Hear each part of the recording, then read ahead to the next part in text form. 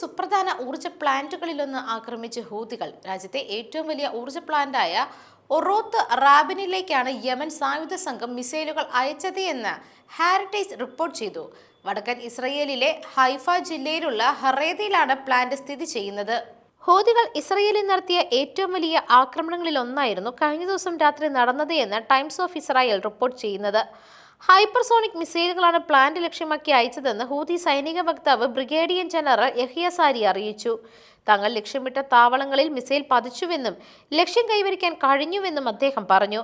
ഫലസ്തീൻ 2 എന്നു പേരുള്ള ഹൈപ്പർസോണിക് മിസൈൽ ഉപയോഗിച്ചുകൊണ്ടായിരുന്നു ആക്രമണം.